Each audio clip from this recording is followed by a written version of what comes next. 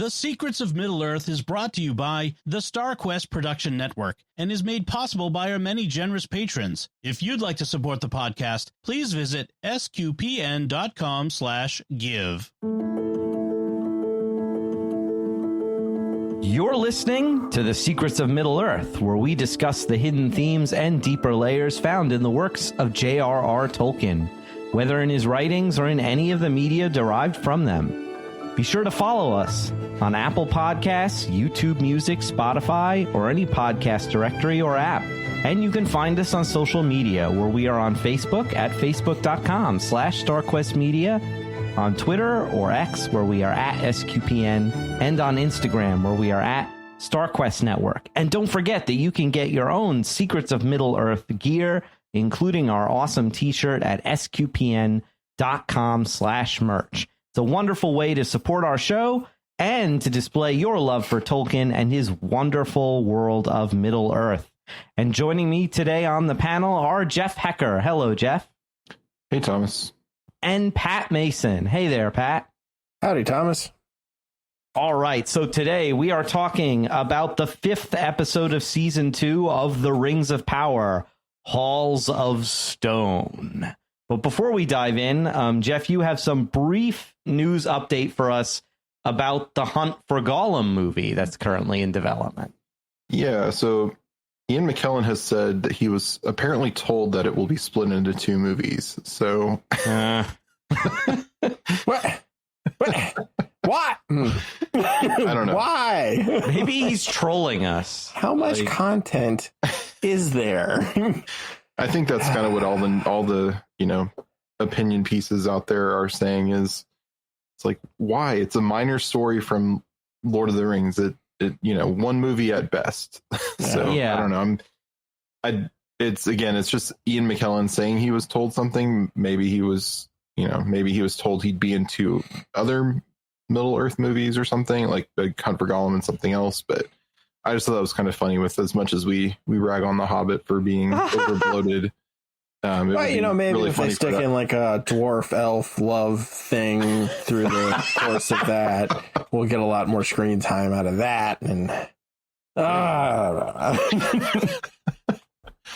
mean, there's barely enough story there for like the 45-minute fan film that exists. Like one of these days we just ought to read off like everything in the text about the Hunt for Gollum, because it's literally like 2 or 3 paragraphs in like 1 or 2 of the chapters, and like that's all the material. So I don't know how they're going to stretch that out. It's not even like 2 or 3 paragraphs like we get in the Silmarillion, where you could definitely turn this into a 4-part movie series. Like, no, yeah, it's not that in depth. No, yeah. But yeah, we'll see what happens with that. I just thought that was kind of funny, because as much as we rag on The Hobbit, it was like, at least it's a whole book. Yeah, that they expand. If this makes the Hobbit movies look like better, it'll at least be, I guess, fun podcast material. There's always that. Yeah, but so why don't we dive into our plot summary for this episode? Yeah, so in this episode, King Durin receives the rings and some doors from Celebrimbor and Annatar. Annatar makes plans to make rings for men and to find the 9 noblest men to bear them. Celebrimbor feels the work is complete, so Annatar continues alone. One of the other elves, who may or may not be related to someone we know, wears a ring during testing and turns invisible and sees the unseen world. In Khazad-dûm, the king begins to wear the ring and finds access to sunlight shafts, despite being through foundation walls. Disa warns Prince Durin about the danger of this, and she also learns of some nameless thing in a new cavern. The king wants to begin delving deeper, and the prince goes to the king to warn him. The king also calls the other dwarven realms to Khazad-dûm to share in the rings, but they must give half of what they mined to Khazad-dûm. The prince goes to Eregion to ask about what might be wrong with the ring, and he is later reinstated to his birthright by the king. However, he does promise Disa that he will not wear a ring. On Numenor, Pharazon begins to crack down on the faithful. He mentions Kemen's mother prophesied that Kemen would come to ill end, possibly a Nazgulish end.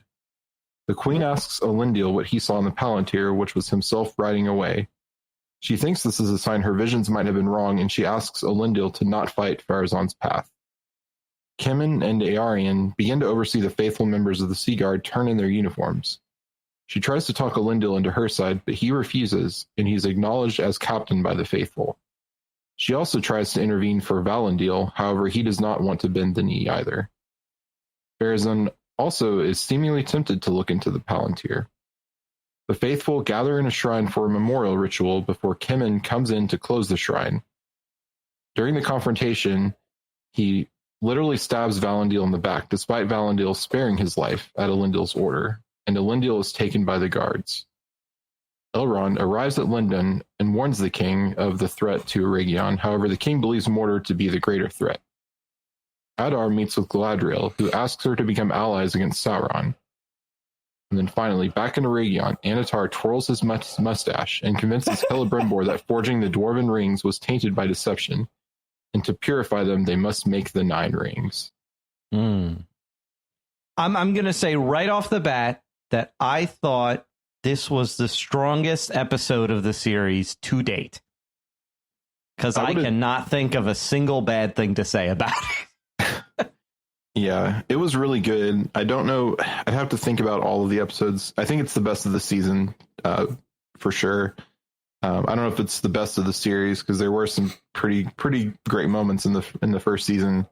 But yeah, overall, it's a really great episode. I just thought this felt the most like the material that it's supposed to be based on.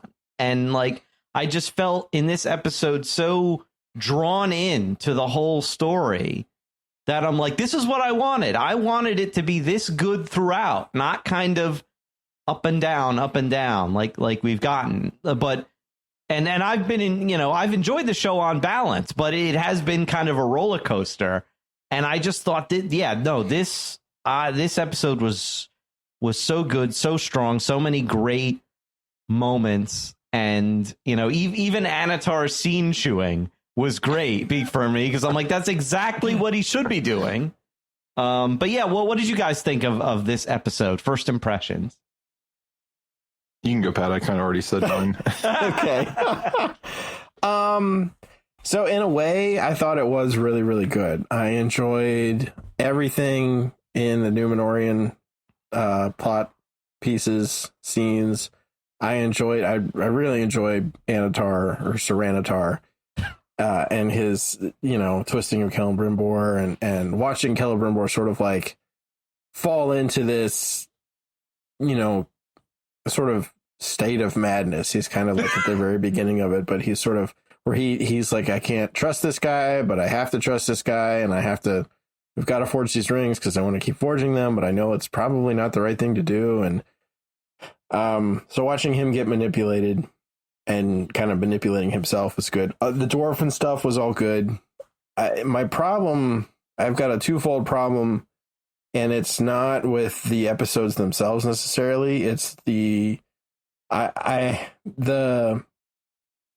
scene where one of the elves puts on one of the potentially 9 rings, or the predecessor to the 9 rings, and goes into the, she glimpses the other world, right? Yeah, the Wraith world. That, to me, is something elves should always be able to do at all times. Like, that's like part of like their just sort of, connection to the mystical side of things, the other world. And the fact that they can't do it all the time, like having that kind of called out very specifically, like was a little jarring to me, because like I don't have a lot of problems with when people, make stories out of the stories that are already written, which is what we've got, right? Fan fiction.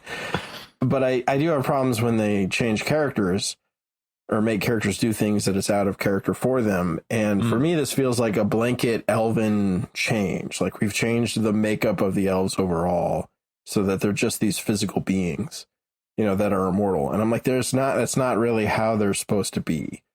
And that was just very jarring in this episode because of that scene. Yeah. And the other piece, and this is just a nagging problem I have, is like the timelines are so skewed. and it's just, I like, you're flashing back between like Numenor and Eregion, and like, yeah, this stuff was happening, but like thousands of years at different times, and like all of it at once. Like, I get it, it makes for a good story, but it because of how they did it in this episode and kind of in this season, where you get to see different portions of the story, or the different peoples doing their own things, it feels very jarring. It almost feels like we're flashing between, backwards in time and forwards in time. So. Yeah. It's like you almost wish that the series had more focus from the beginning, where we wouldn't have to have Stranger and Hobbit centric episode, and then Dwarves and Numenor centric episode, and then maybe a Galadriel one. And so it can make, like, from week to week a bit of like a jarring experience.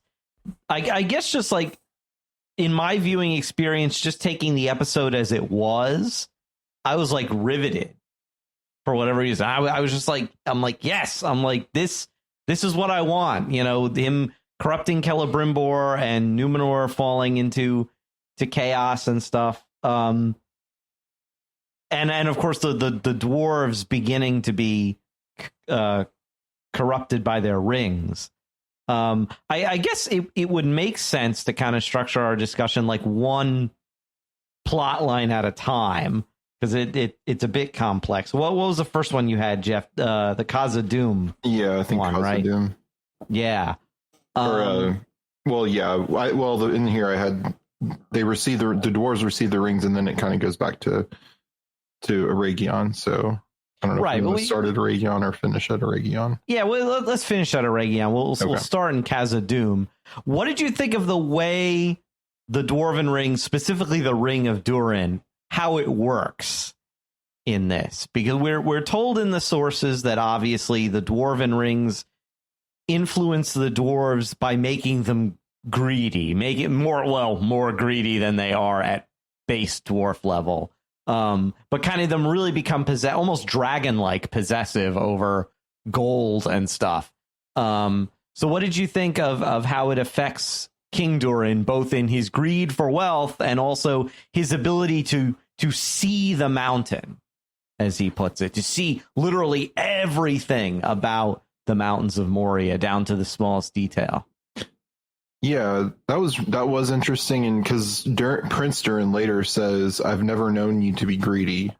So there's an acknowledgement that King Durin was probably a fairly wise dwarf in his day, before all this, where he closed off certain shafts or certain areas to not delve deeper. In season 1, he prevented the mining of mithril because he was afraid of, there's maybe something down there he's afraid of, or there's legends of, and they don't want to go, be too greedy. So it definitely is cool to see that kind of affecting him in that way. Sad because, he's probably not going to have a happy ending here, but it was interesting seeing how in that way it affects him, but also, giving him kind of the power to see through, because in last episode, they were looking for ways to get the sunlight down into Khazad-dûm so they could continue to grow crops, even though, crops don't grow like immediately, but whatever. But he can now see, and he's even saying go through this foundation wall, which, could be a problem later if they, something comes and wrecks Khazad-dûm should, by chance. So, and, seemingly ignoring threats, or the ring is blinding him to threats, because Disa, and I was going to ask you guys, do you think what Disa was sensing was the Watcher in the water kind of waking up, and maybe waking up in response to the Balrog? Because it was in the water, so I don't think it was the Balrog necessarily, but I didn't know if you thought it might be the Watcher in the water. First glance, I thought it was the Watcher, but then I thought maybe, did the water just ripple because of the vibrations that the Balrog was making? And to me, it's an open question. But it would be cool if it was the Watcher. I thought Watcher as soon as she went down to that pool, before there was any hint of a monster at all. I'm like, oh, the Watcher's in there.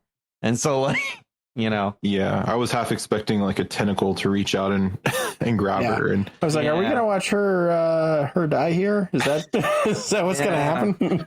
so I don't know if it'll be cool to see if it is the Watcher, and then we'll also get the Balrog if like the Watcher's like a mini boss, and the Balrog's the big boss that they don't defeat. So right, but yeah, and you even see like echoes of Gollum, or even Bilbo with the ring of where is it? Did you take it? And poor Narvi is just like, it's right there, sire. You took it off. Like, oh yeah, don't you remember? That's like my favorite scene in all the Dwarven stuff. Is when like you can see Durin, he's kind of like, huh.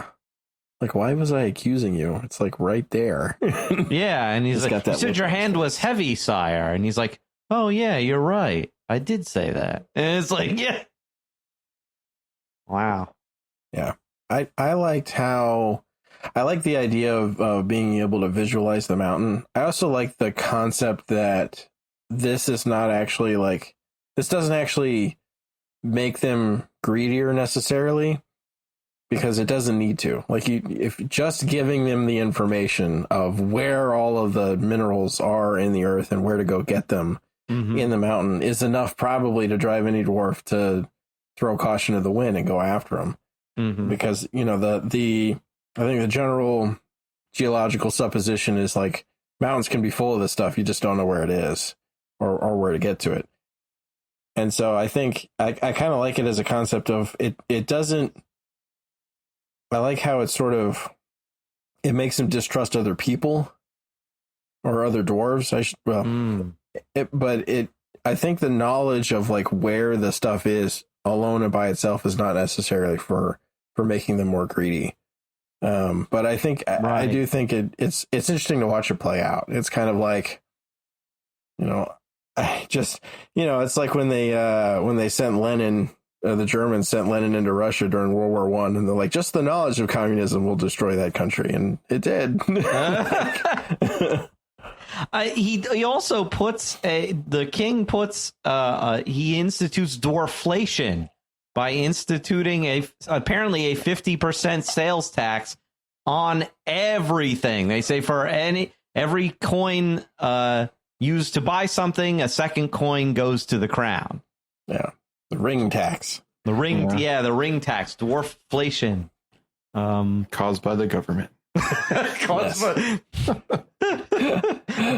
Yeah, because they were talking about that a couple episodes ago of grain was, food was now more expensive. And I don't think in that episode they said one coin goes to the king, but there was also talk of opening the royal grain refineries and whatnot. So right, because since there's less grain, the price is like skyrocketing. So and at the time they were losing their sunlight shafts, so they couldn't grow more grain. But again, grain doesn't just grow immediately.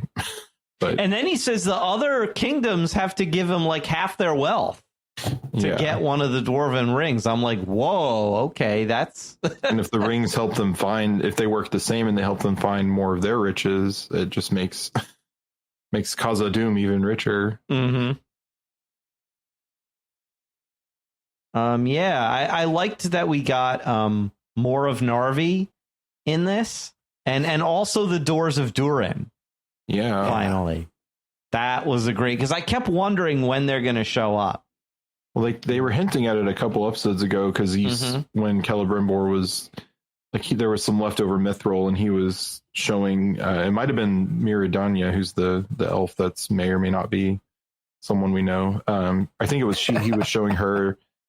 Like, oh, I made this with the leftover mithril, and she's like, I don't see anything. Oh, really? And he took her out into the moonlight, and it was presumably what's going to go into the Doors of Durin. Yeah, just how the Fellowship is able to get into Khazad-dûm and Lord of the Rings. And they hint at the password. They say like a word that only a friend will know, or something like that. I'm like, what? You could have just said the password is friend. Speak friend in it. My password is 111111. It's like the easiest password ever. It's like when the whatever app you're on prompts you like choose a choose a secure password, and they just give you like the most complicated password ever. Like, the dwarves were just like, nah, have it be 1, 2, 3, 4, 5. Really simple. I didn't get a close look at the other dwarven rings, but like, man, the Ring of Durin, the stone on that is no wonder he said his hand was heavy. The stone on that is massive. Wow, yeah.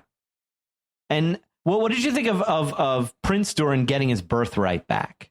I was surprised by that. I didn't think that would happen. I thought as soon as he went into his dad to tell him, like, you shouldn't dig this place, that he would get even more angry and, like, banish Durin completely. But no, he reinstates him.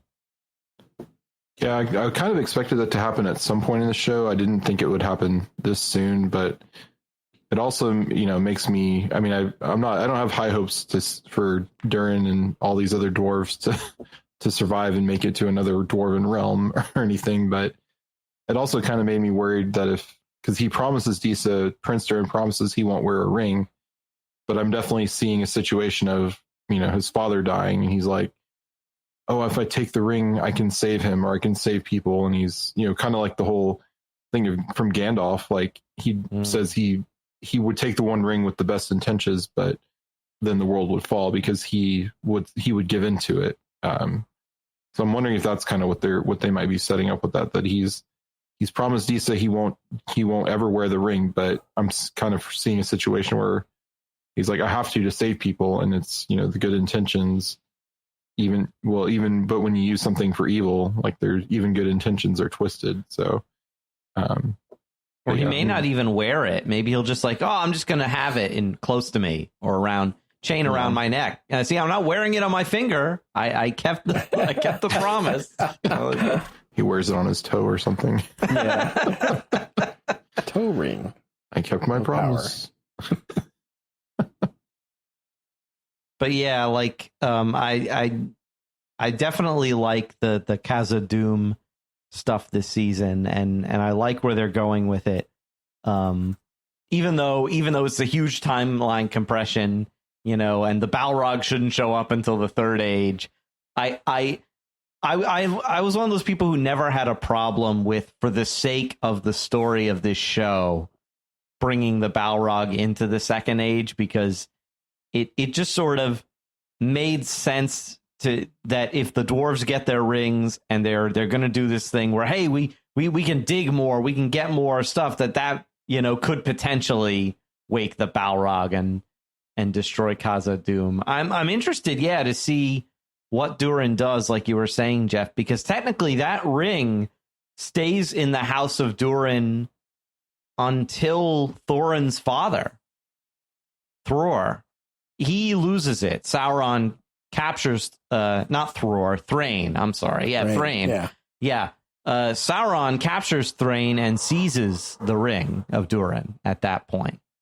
So it's got to pass to the younger Durin in this one for, unless they just don't care about that bit of lore. But I don't know.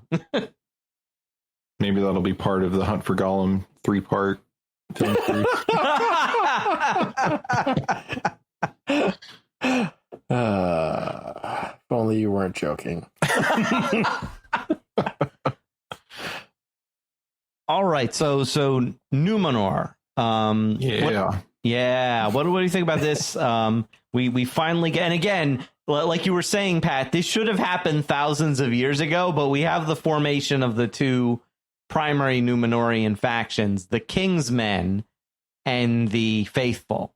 Right. And it was interesting to see in this both, what Pharazon and his new regime is doing to tamp down on the Faithful, and also getting a look at the Faithful themselves and their rituals. I thought was really cool. Yeah, it was seeing the shrine, and it kind of, I'm guessing this is kind of like if you lose someone at sea or you lose someone and you don't have their body, this is kind of what you do. You like send them out to sea and kind of, it's like just like a burial in, without the body, kind of a thing, or like a ritual to say goodbye. And so I thought that was really, and you have the old guy who's kind of the keeper of the shrine or the priest of the shrine. So, yeah, and as soon as Dopey Kimmin walked in, I was like, oh, this is not going well. That like the way he comes in strikes me very much like the very beginning of Hitchhiker's Guide to the Galaxy. Where they're like, well, we've got to bulldoze your house to build this bypass. Right. We've got to destroy this ancient temple to put an aqueduct in. And I'm like, really? Yeah, I was like, that's the excuse you came up with? Okay. Yeah. I like the way the monk or priest or whoever he was when Kemen was like, the king sends his sincerest apologies, and the guy just looks at him like, are you kidding me right now? Like, I don't care about the king's apologies. Like, it was just a brief flicker of an expression on the guy's face, but I thought it was perfect. He looked so disgusted.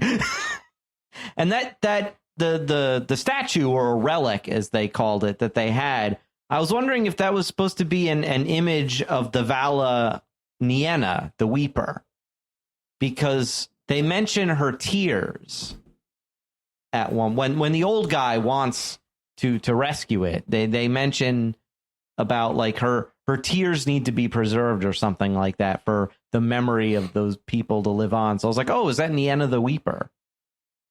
Probably so. Yeah. I couldn't remember all the name of which one it was, but yeah, I was thinking that's who that was, the Keeper of the Dead. I mean, not Mandos, but yeah, that's kind of what I was thinking. And yeah, this kind of even more, it was a couple weeks ago that I started predicting that Kemen would be a Nazgul possibly. And I think this is even more further evidence with this prophecy that you will come to Elend. Yeah. What a threat to levy against your own son. Your own son and heir apparent, and you're just like, you know, your mom said you're gonna die a terrible end. We'll see how it goes when you get done with this project. I'll tell you what she said. if you do this, yeah. And he's I knew it was gonna go bad. And poor Valandil, he was he's lost because backstabbing Kemen. And I mean, anytime you have to tell somebody that, yell at them, I'm in charge, and you have to tell your henchmen to hold somebody so you can beat them up. I'm like, you have no power. Like, yeah, I mean, you can overpower them just by having the muscle, but you really have no power. And I'm just, it'll be very satisfying to see, how Elendil gets out of this situation, because Kemen. But I mean, I definitely, I can see when Sauron eventually gets to Numenor, because he's already had that, Halbrand already had a kind of relationship with Kemen. And so Pharazon too. They spoke. Yeah. But he was kind of like almost buddying up with Kemen before. Some could definitely see him being like, ooh, here's this guy I can use as a tool, and might be one of these, because if he's going to bring these rings for noble men, I mean, how he's going to be like, oh, Kemen, you're so noble, you can bear one of these rings. And you'll be more powerful than your father, overbearing father, if you take one of these rings. You'll live for 3,000 years approximately.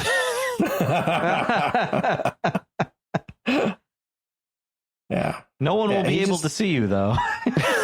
Yeah, Kemen, he strikes me as every government official from every Ghostbusters movie ever. Like, you just love to hate them. Yeah.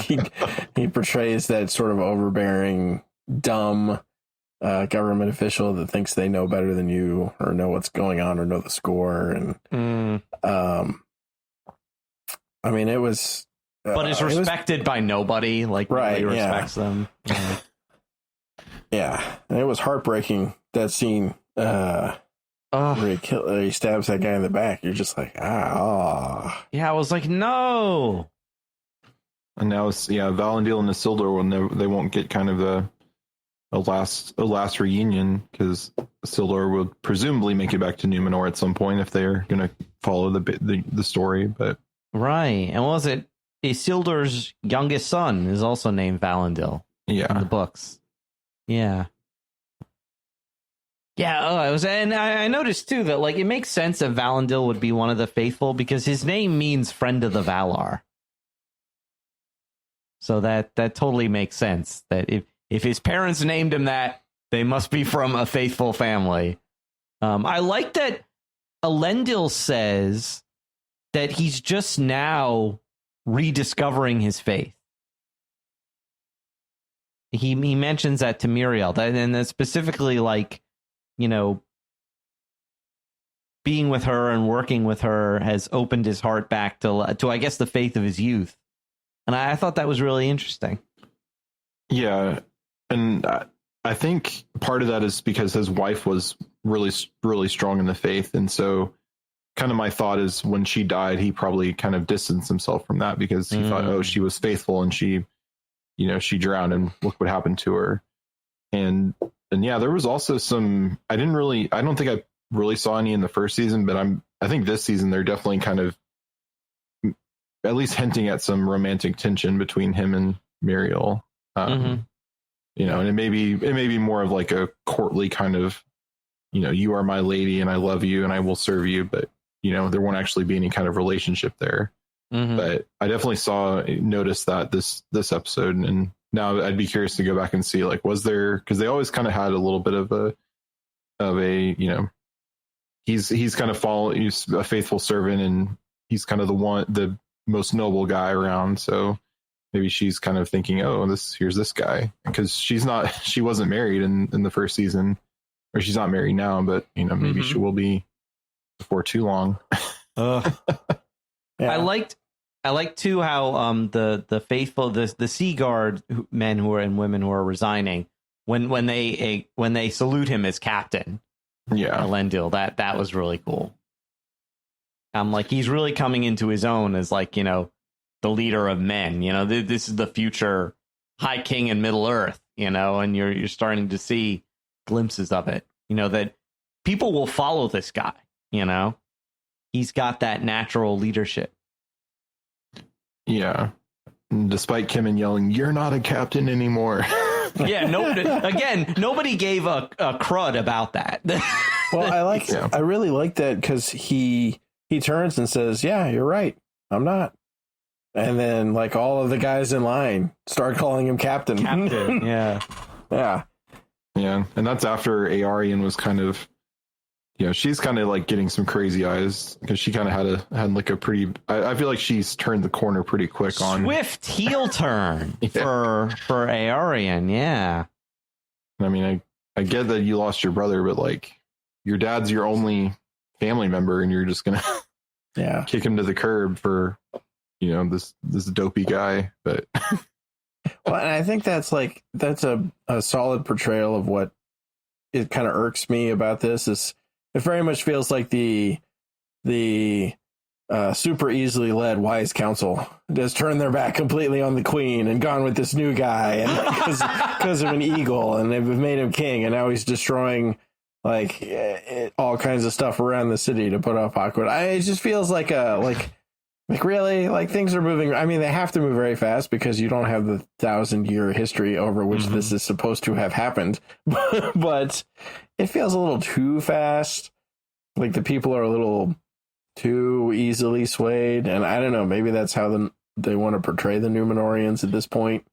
Yeah, I think part of that is a production thing because they don't, at this point, season 3, the show has not been actually renewed yet. I think they're writing season 3, but I don't think it's been officially like Amazon's announced it. And from what I've seen, they're still kind of happy with the numbers, and they're kind of, some of the stuff has been like planning to kind of stick to a 5-season plan. But I mean, at this point, you don't know how much time you're going to have, so they're kind of, you may have to accelerate some things like this in order to kind of set up where the story is likely going with the Kalabeth and then the Last Alliance. Like a lot of things have to happen to get there. So a lot of moving parts. Yeah. Well, and I think when I get down to it, the real problem I have is Sauron's not there yet. And all of this stuff is kind of supposedly going on with his sort of influence, you know, kind of draining into the Numenorians and them getting worse and worse over time. And instead we're going to see like a 5-year span. Them go from like, relatively normal thinking people down into the depths. Well, I'm guessing at the end of the season, I know in the Silmarillion, Sauron isn't captured at Eregion by Numenor, but I'm wondering if they're going to make that the story, or Sauron lets himself be captured. Like if Numenor decides, there's stuff happening at Eregion, we need to get there and take some of this elvish whatever, or they hear rumors of rings or something or other, or they get an invitation to go to get a ring. So, and then they get there and it's a battle and they manage to get Sauron and they take him back to Numenor, and that's season 3 will kind of be his like really starting to influence in Numenor and into some of the dark things that they do. Yeah, and I agree with you. I think that's definitely so we saw sort of Sauron take a stab at Galadriel season 1, and sorry, it's just hard to say, and then his sort of corruption of Celebrimbor here in season 2, and then season 3 will be, I'm guessing, him and Pharazon, or maybe it's going to be Pharazon's son, but somebody in Numenor, probably both of them at the same time. Yeah, but that's kind of what we're getting, is sort of this you're going to get this, both Sauron's overarching plan playing people out and his relationship, individual manipulation of people. So in the first season, it was Galadriel, and this season it's Celebrimbor. Next season will be probably our Pharazon. And then like Adar is also thrown in there because he's getting manipulated the whole time as well. So I'll be really interested to see if he survives this season. Adar? I don't think so. I think, the bell tolls for Adar. Yeah, I think. Him and Elrond are going to kill each other. Sticking with that prediction. Yeah. Yeah. I like what Pharazon, in the first scene we see Pharazon in this episode, it's him and Kemen looking off into the sunset, I think. And Pharazon mentions, having seen the White Tower of Erisea, which you can see from the top of Numenor's holy mountain. And he says something interesting. He says that he feels that the elves have set up their tower there as a taunt, because he says every sunset is a reminder that our days must end and theirs will not. And that's very much in character for Pharazon, because eventually he'll be convinced by Sauron to try and seize unending life from Aman and Valinor. So I like that we're getting the first hints of that obsession with staving off death, because Kemen says like isn't the scepter enough? And for Pharazon, no, eternal life is the game here. Not just being king, but being king forever. Yeah, and that was an interesting contrast with the funeral, rites in the shrine. One of the things they say is, I didn't catch the whole dialogue, but they say something about the swift sunrise, which is a direct quote from Lord of the Rings, both book and movie, about, one of the visions of Aman is far green country under a swift sunrise. So it's like you have the faithful who kind of recognize their faith to the Valar, their faith that they have maybe a destiny set apart from the elves after they die or something. But you have, the corrupt people, corrupt men thinking, they have what we don't, we have to get it. Because that's something you can really take is eternal life. And have you been catching the sun imagery in a lot of the Numenor like set design, prop design? There's a sun image on the scepter, and then also on Elendil's tunic, his sea guard tunic. There's a big sun image, and I wonder if that's because with the rising of the sun came the origin of men, and the first sunrise was technically in the west because it came out of Valinor, and now the sun sets in the west, and so men are always traveling west, trying to get to where the Valar are. So it's been interesting to catch those little images of the sun throughout the Numenor stuff.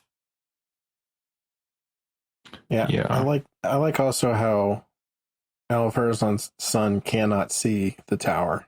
He can't actually see that from you. And you can almost feel like Pharazon's sort of mocking him. Oh, yeah. Yeah. The fact he can't see it. Mm-hmm. And then he says, like you said, the line he says is the most Pharazon thing ever. Yeah. Mm-hmm. Yeah, and one of the other things that Muriel says is that it'll be interesting, or that's, really a prophecy, is be the calm before the storm, because, not to spoil too much, but, there's a storm that Elendil will have to get his people through.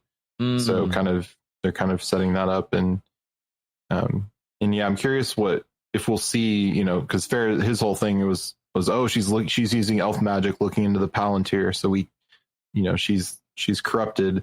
And he's going to go do the same thing. But of course, so it'll be interesting to see if like Kemen catches him doing that. And then, I don't think Kemen would rat him out because he's Kemen, but we could see, maybe some loyal like King's Guards or something see that. And, that's like part scandalized. of yeah. Or and that's part of, maybe they try to get Muriel to safety or something. I wonder where Elendil's going in the vision. Do you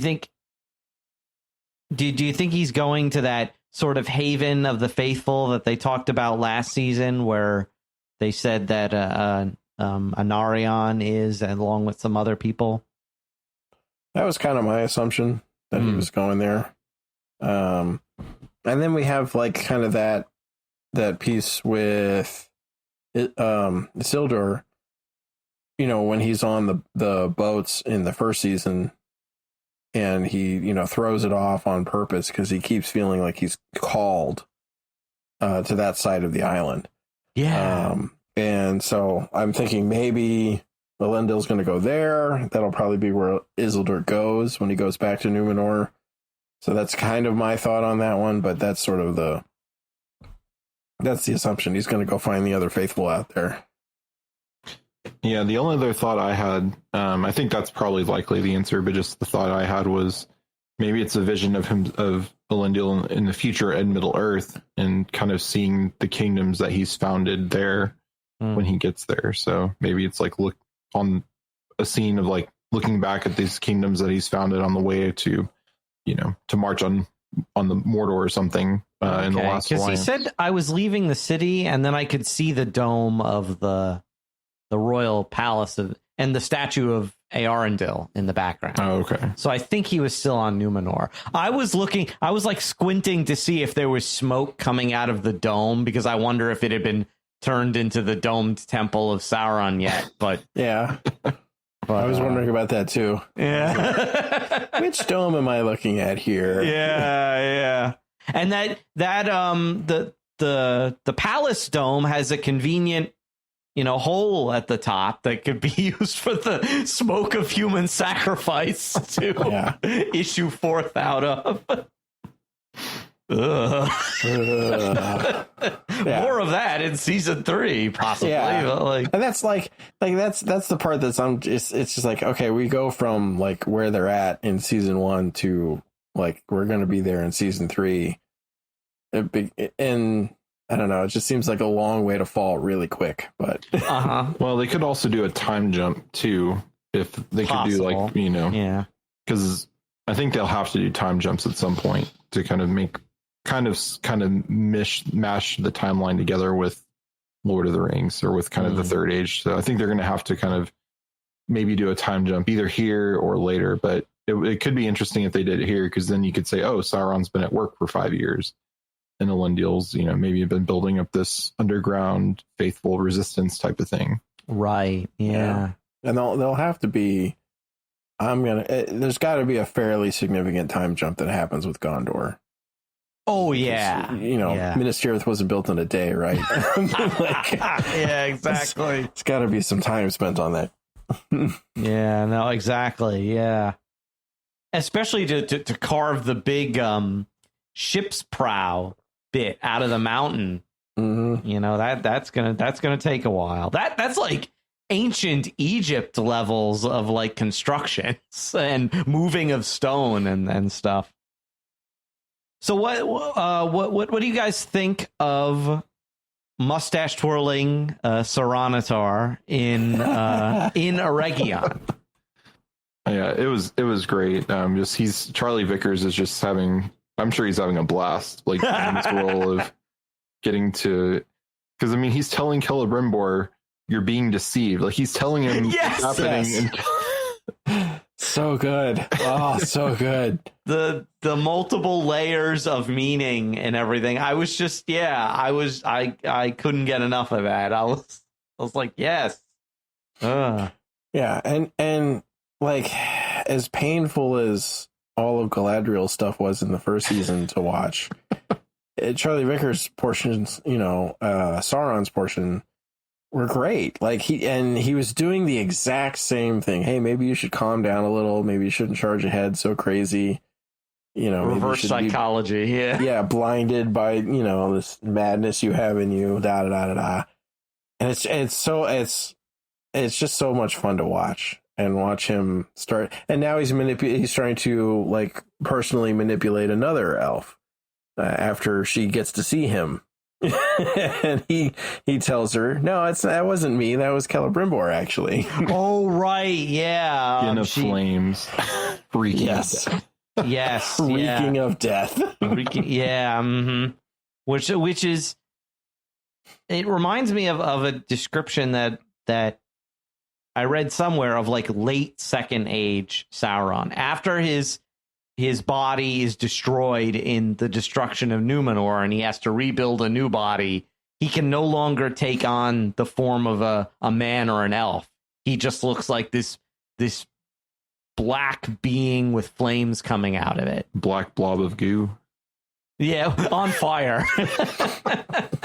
On fire this time. Trying to think of a good Venom Sauron mashup name. Voron? Venom? Yeah, something like that. Venron. We'll workshop it. Yeah. We'll workshop it. We'll figure it out. We'll get there by the end of the season. To us and Yeah, please send feedback. What's your name for Venom Sauron? Yeah.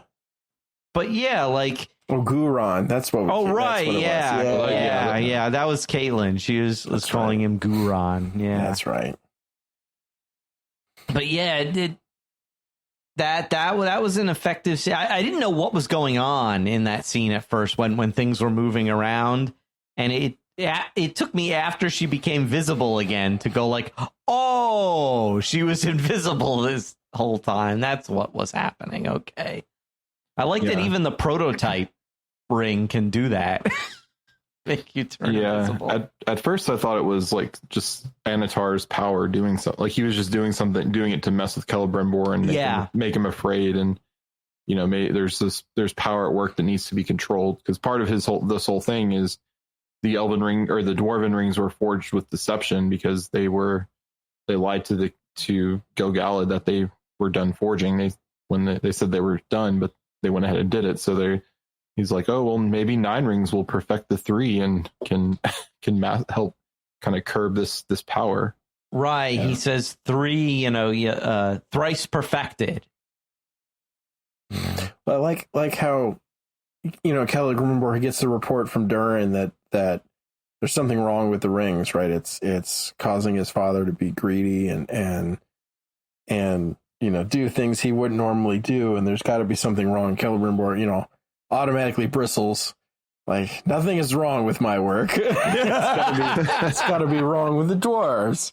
Yeah. But you can see that seed of doubt planted in his mind, and he goes back and he starts talking about it. He's like, no, we can't do the 9 rings, and then why would there be a fault with these? And I just love that Anatar just hands it to him.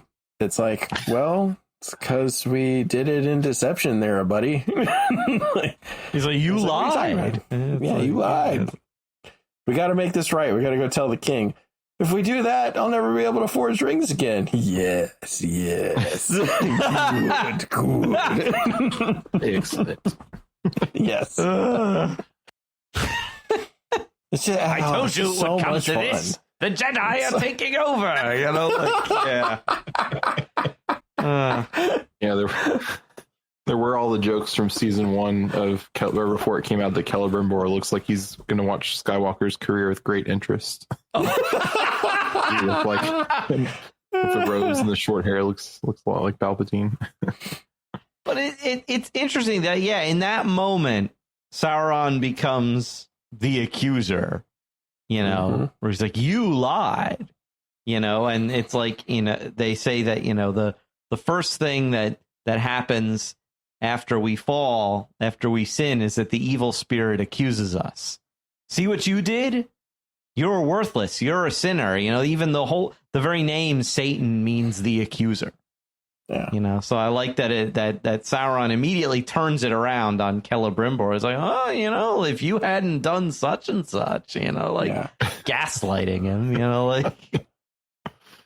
Well, it's just they're doing such a good job of portraying Sauron as sort of like an analog for the devil in so many aspects. Like, because most of the time when people have a Satan analog, it's one aspect. It's it's the Mephistopheles where he's arguing against against the notion of God and just tempting people, but being kind of a gentleman about it, or it's sort of the guy that gets in your mind, or the accuser. And they're doing it like across the board. Like he's the accuser. He one of the great things like he does with the 7 rings, Celebrimbor probably felt really good about that. It's like, okay, we made this really good thing, this really awesome thing, and now it's spoiled, right? I took that thing, like you did something bad in order to do that, and now I'm going to spoil that thing. And at the same time, like we've seen, we got it in the first episode, but we've seen through season 1, he's also a petty jerk. The devil is both the high and the low side of evil. He will punch you in the gut just as quickly as he will, sell your family out from under you. He'll do anything, and it's just such a great portrayal of him. Yeah, he's multifaceted. He's multi-layered. He's not just the cardboard cutout evil. Mm-hmm. He has many different layers and facets to him. But I like that even Celebrimbor, very early in the episode, he almost recognizes that he's being manipulated. He says to Anatar, "This is a game you play, sowing seeds in others' minds and then convincing them that the fruit is of their own thought." And I'm like, yes, Celebrimbor, yes. Don't you get it? It's Sauron. It's like he comes this close to understanding and then lets the matter drop. I think at that point Sauron tries to get his mind off that track by initiating the argument about the 9. He's like, oh, he's getting too close. He's getting too warm on that one. Yeah. It'll be really interesting in, a few years or a decade or whenever the show has wrapped up to go back and watch this all and then watch Lord of the Rings. Because in Lord of the Rings, in the movies, you don't really get, Sauron's just this big bad villain. You don't really then nobody fights Sauron. Like he's just the big eye that he only has a couple kind of lines of dialogue in the whole thing. You have the smaller antagonists that in the book and in the books and in the movies. So it's cool to kind of see him actually be a character here. Mm-hmm. And we can actually see what Sauron did, all this bad stuff that we've heard about. And while it may not, it's just fan fiction, but Galadriel didn't have a kind of a love-hate relationship with Sauron for a while, but it'll be, knowing kind of you can kind of if you headcanon it together, it'll be kind of an interesting kind of combination rewatch down the road. Yeah, I really do like that, because he's almost in the books, especially where you don't even really see him visualized hardly at all. Yeah. He's just kind of this overbearing presence. I mean, he is present in a certain sense in the ring. But despite being like the title character, he has hardly any dialogue, and you never see him. And in this, you really see why he has the reputation. It's not just that he has armies of orcs. It's that he, can get inside your mind and get you to do what he wants you to do, all the while you're thinking it's your idea, Well, they're not even his orcs. But he's getting them to do what he wants them to do. What he wants to do anyway. Awesome. Yeah. And speaking of orcs, so they finally arrived at like the outskirts of Eregion. You can see the Austin Ethel, the city, in the background, and they've got Galadriel in what I like to call the good Austin. The good Austin. Knowing nothing about Texas, I cannot speak to that. But if you're an Aggie, that joke will kill you. Would kill. But what was I gonna say? Yeah, so they've got Galadriel chained up in a cart, and they let her out. And what's that orc's name? His lieutenant, like Blarg or something. I can't remember. The guy who has the family. I can't remember what the family man orc. Family man, yeah. I can't remember his name, but anyway, he grabs Galadriel and tries to cut a lock of her hair. Oh, is that what he was doing? Yeah. He's trying to cut a lock of her hair, and you know how Galadriel feels about that. Like I thought he was just kind of like holding a knife to her neck or something. No, he grabbed a tress of her hair and put the knife up to it, and then Adar interferes. Okay. Because much like all of the other dark scenes in this show so far, I couldn't tell what's going on. I got nothing. So yeah, some people did some stuff, and we're on to the next scene. And the practical orcs looked great, by the way, and they all looked unique, which was neat. There weren't like two that looked alike, so I thought that was really cool. And that, Adar stops them. Then Galadriel puts a knife to Adar's throat, a knife that she had hidden, I guess. You didn't search her? Jeez. But anyway, like, they speak in Sindarin for a little bit, and Adar basically says, I brought you here as a guest, not as a prisoner, because I want you to help me against Sauron. And so the episode kind of leaves us there, which makes me think, because I've seen promotional stills of like Adar set out like a table of food, and him and Galadriel are like eating, and I guess he makes his sales pitch to like join forces against Sauron. So I guess we'll get that next episode. I'm really looking forward to that, because Adar's dialogue is just so well done. Mm-hmm. Yeah, I mean, you can tell that the person who wrote Adar understood the source material like through and through. Like they had read the Silmarillion several times. They listened to our podcast. They listened to Tiwa Tolkien. Yeah, I don't know if any of that's true, but they kind of, what we all sort of imagine one of those first elves who gets taken and turned into the orcs, like what that would look like. Mm-hmm. And I'm sure we all have our different kind of thoughts about how that would work and whatnot. But the way they've decided to do it in this show is so well done that it's like, yeah, obviously that's how, like there's no, I don't have to question it and be like, that's not really how I would have done, maybe it isn't how I would have done it, but they did it well enough that I don't have to I don't feel like you need to criticize it. It's good. Mm-hmm. It was a good way to do it. And then Adar, just the way he acts and the way he is, it's just so well done.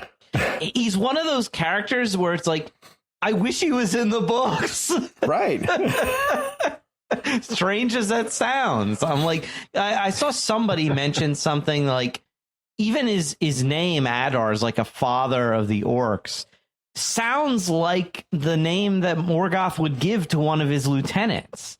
You have Glaurung, the father of dragons. Gothmog, Lord of the Balrogs.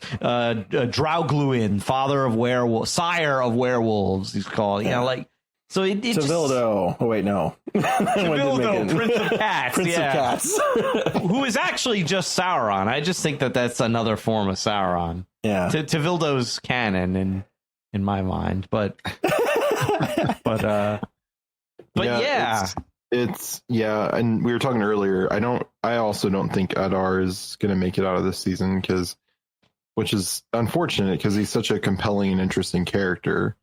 But I feel like, because I don't know what the elves are going to do while the Numenor stuff is happening. Like, I feel like there's not really going to. I mean, I guess like are they going to just fight orcs again for another season, or or there's not going to be someone there trying to forge rings or anything. So I almost wonder if we might see a little bit less focus on the elves next season. But I do think Adar is probably not going to make it out of the other side of this. Which and it's sad to consider that because he is, other than potentially Círdan and obviously Sauron, the oldest character like we've been introduced. He is far older than Galadriel. Mm-hmm. And anybody, and maybe I don't know how old Gil-galad is, but he's kind of a young guy in the source material anyway. So, and that just makes him such an interesting character. Like you were in the original wave of elves, like so with Círdan, which right. I hope I kind of hope that all the elven stuff in the third season is Círdan related. Just Círdan building boats and shaving and hair tips.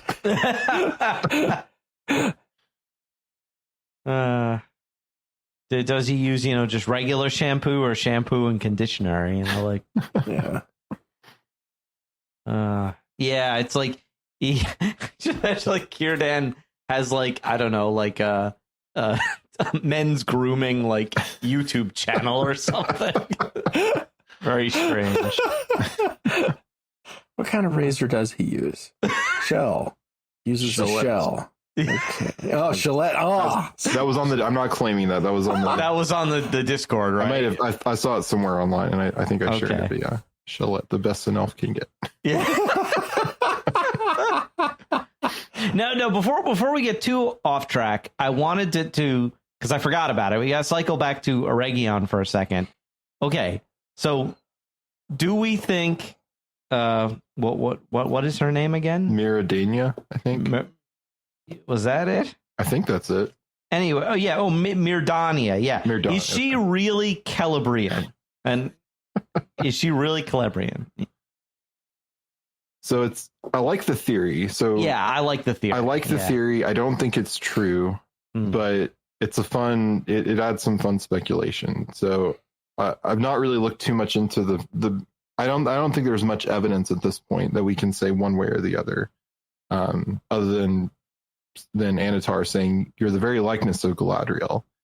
Right. But that could also be just he's trying to flatter her because everyone knows Galadriel and everyone loves Galadriel, so it could just be that. But it is interesting that if she is secretly Celebrian undercover or something, but then it would also be just weird when Galadriel is back at Eregion and she sees Celebrian.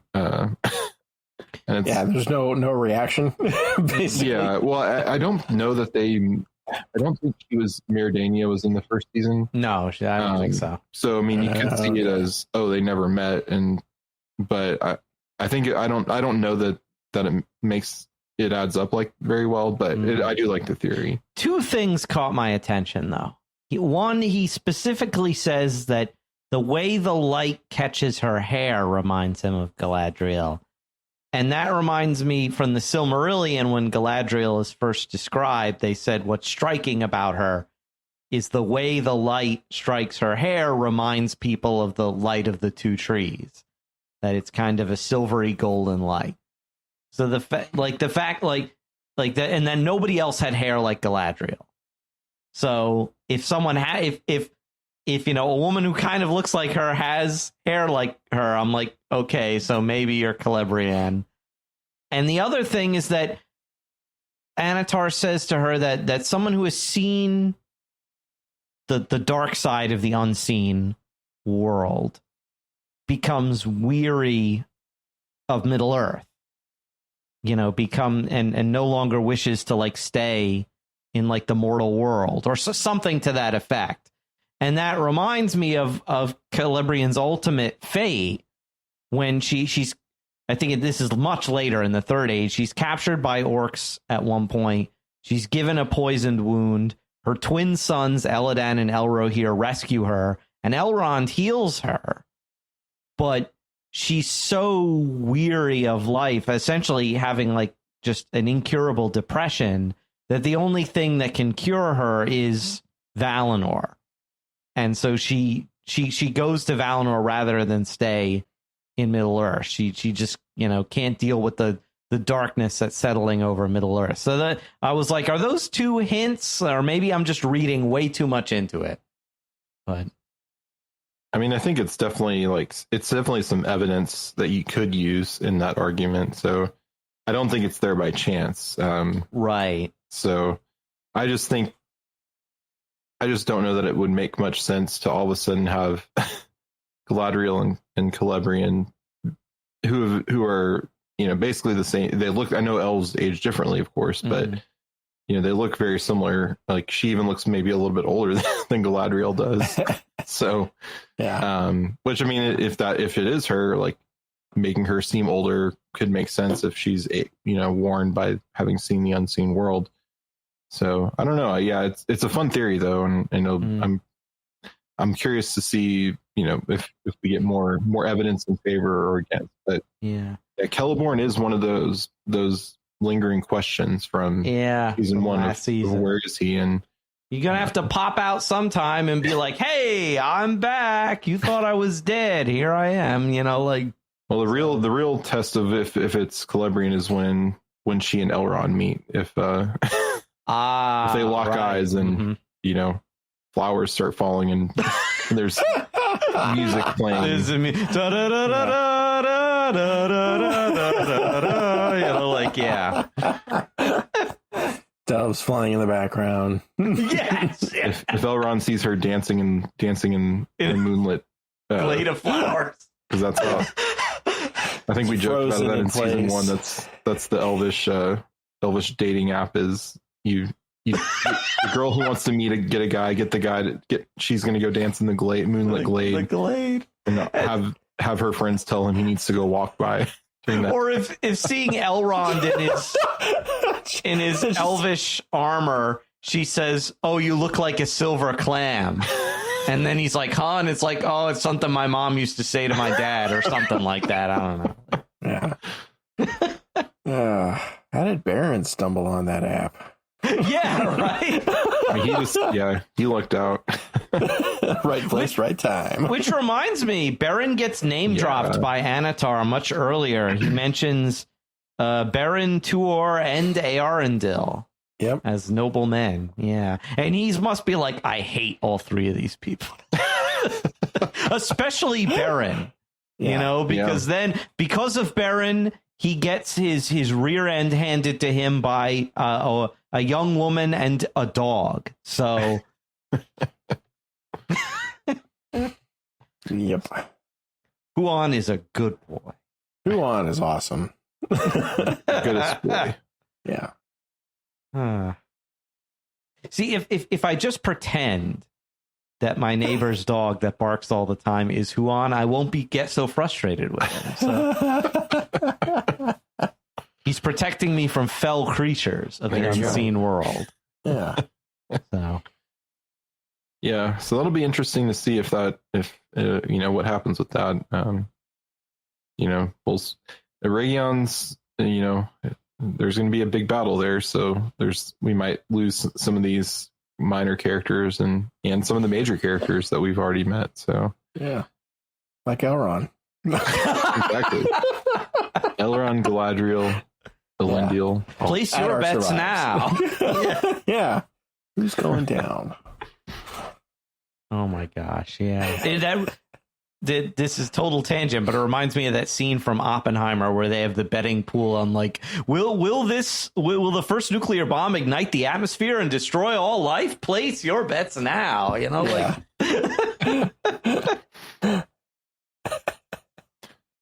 Yeah. Just a minor possibility. How minor? a greater than 0 chance that Elrond will die. Yeah.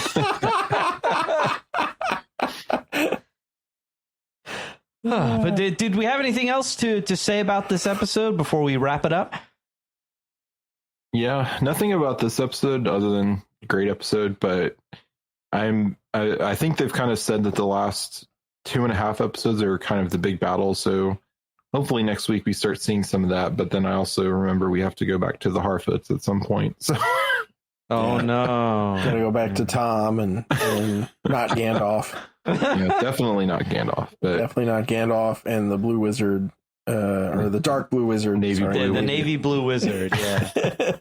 So hopefully there's, we have 3 left, so hopefully there's some kind of final movement on that. But like this was a great episode, and yeah, if we get in, I think we'll get bits of each storyline in every episode, because I feel like at this point in the season you kind of have to check in with everyone. So I think we'll see the bits of the 4, because it's what are the 4, like Numenor, Rhaegon, Harfoots, and Khazad-dûm. So right. I think we'll see bits of each, but yeah, I'm excited to see what's next, and we'll see what definitely not Gandalf does probably. So yeah, no, I am looking forward to next episode. I'm looking forward to more Adar, more Sauron, Sonator, and more Tom Bombadil. I'm still holding out hope that he is not just ultra gloomy Bombadil. Yeah, I mean, he is a merry fellow. It's in the song, guys. Yeah.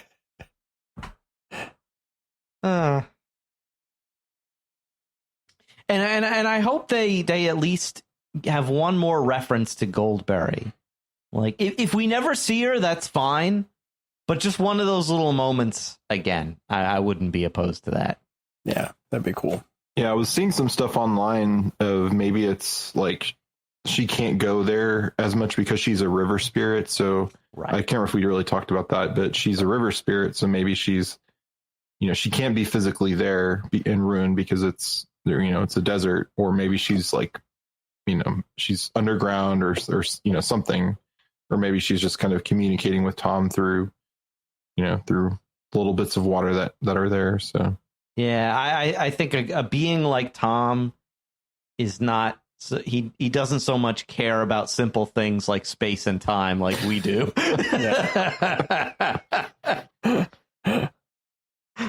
But that's it for this episode of The Secrets of Middle-earth. But before we go, we would like to take a moment to thank our patrons who make this show possible, including Lee V, Deacon Al V, Michael D, Zidane, and Susan L.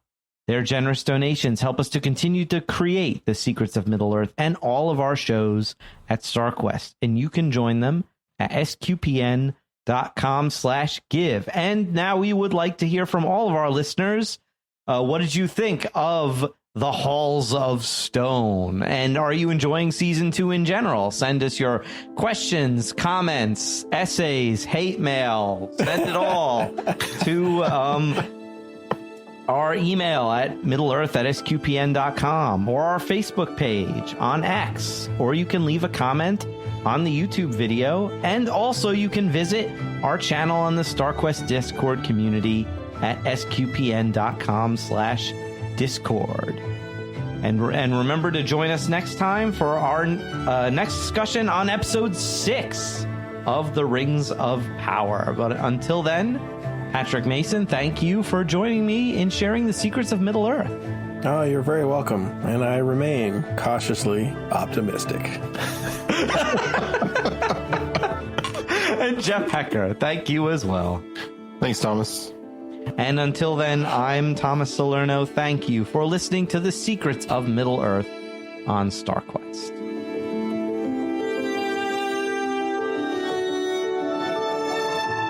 Here's another show on the StarQuest network you're sure to enjoy. Let's Science, Find the show wherever fine podcasts are found or at sqpn.com/science.